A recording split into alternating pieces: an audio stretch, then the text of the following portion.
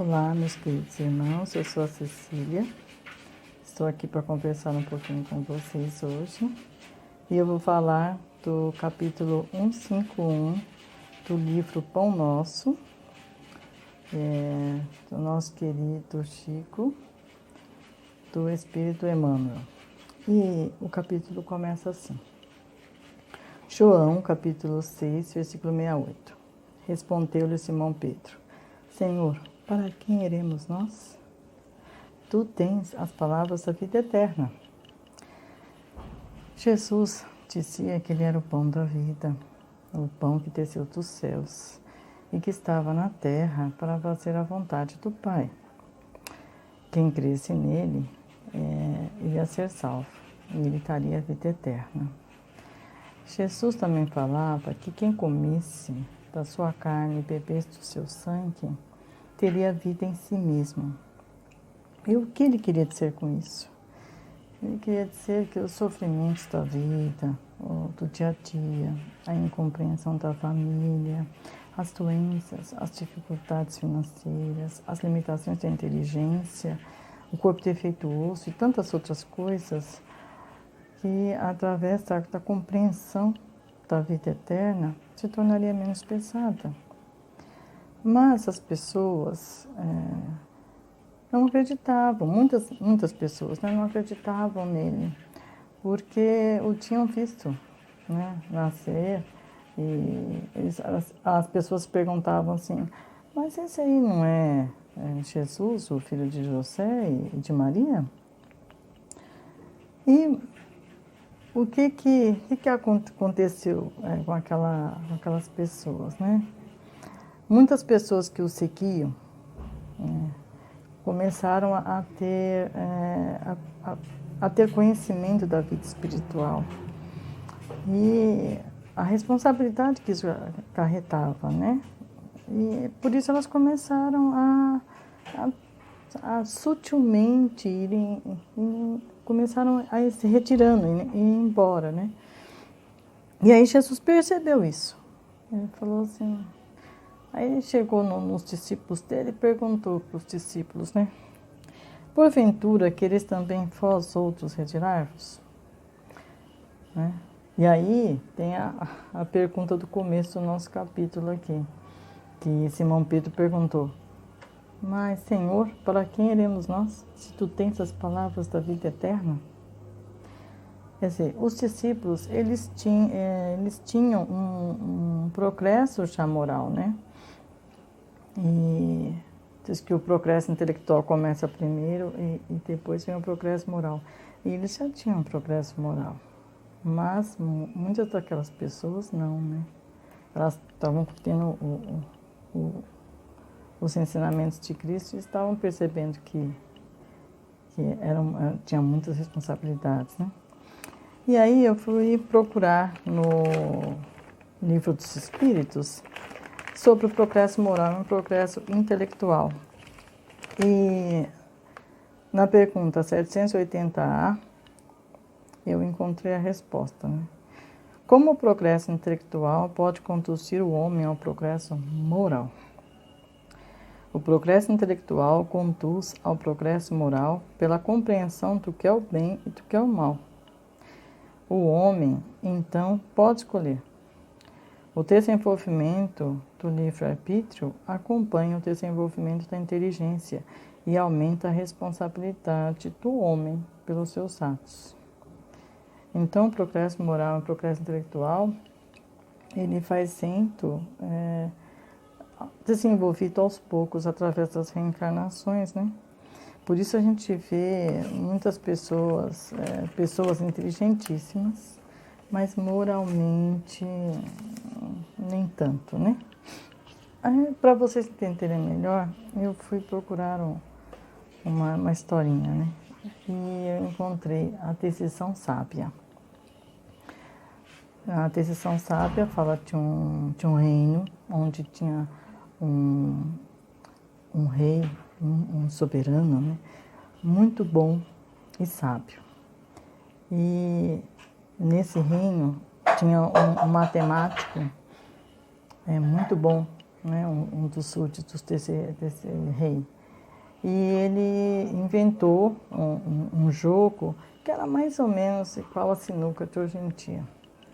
E aí ele convidou todo o reino e fez uma grande festa, né? Apresentou o novo invento, chamou também o rei, o soberano, né? Ele foi até a festa, né? Então todos se banquetearam, as pessoas gostaram do jogo e eles acharam maravilhoso. As pessoas, né? Daquele lugar. E aí, lá pelas tantas, né? As pessoas já estavam beberam bastante, né? E esse súdito, né? Esse calculista, esse matemático maravilhoso, perguntou ao rei, né? O que ele achava do invento dele. Aí o rei respondeu: genial matemático.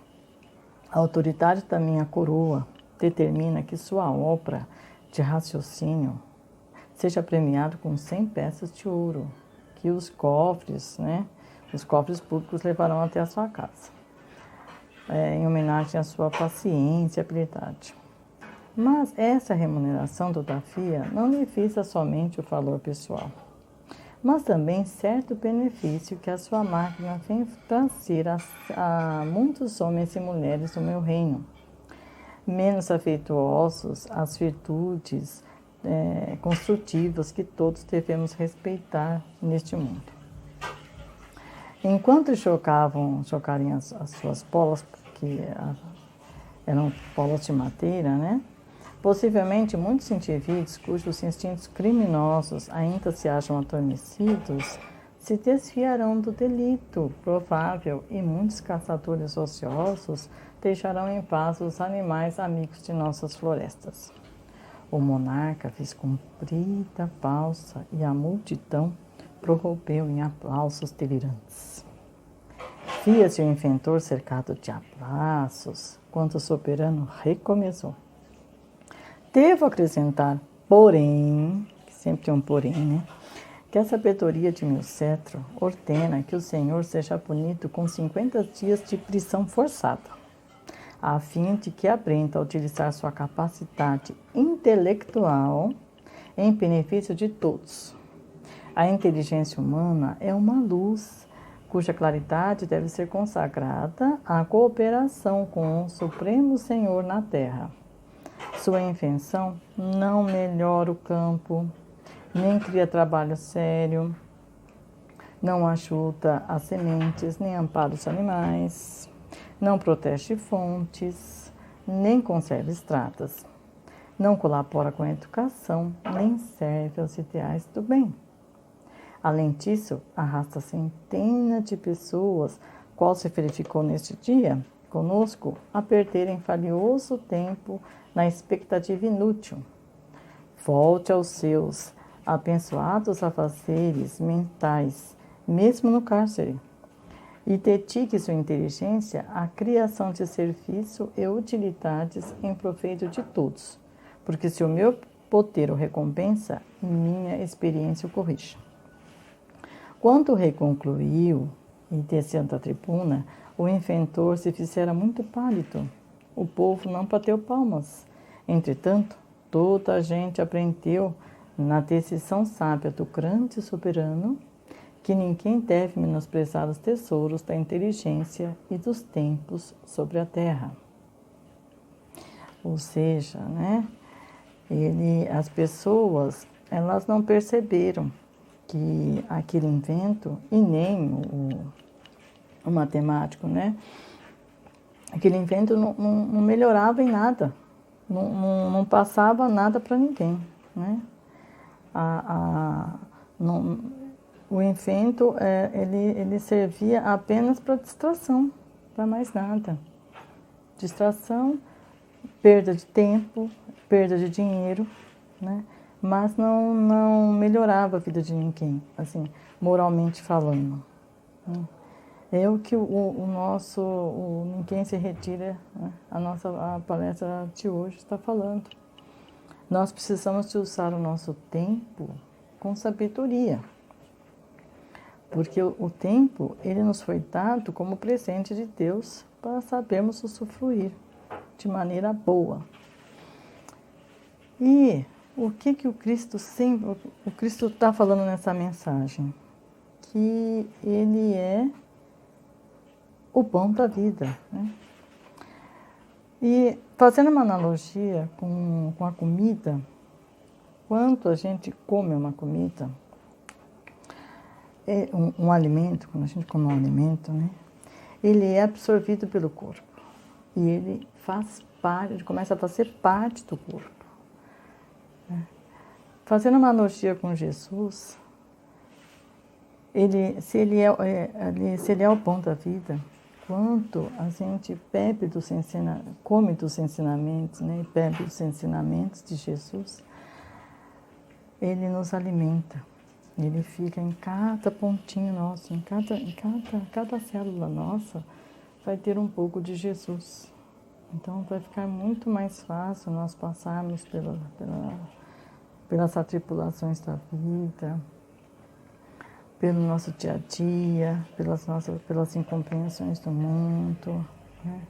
Então, vamos parar de nos ater muito às coisas do mundo, porque ele é pesado, mas Cristo não.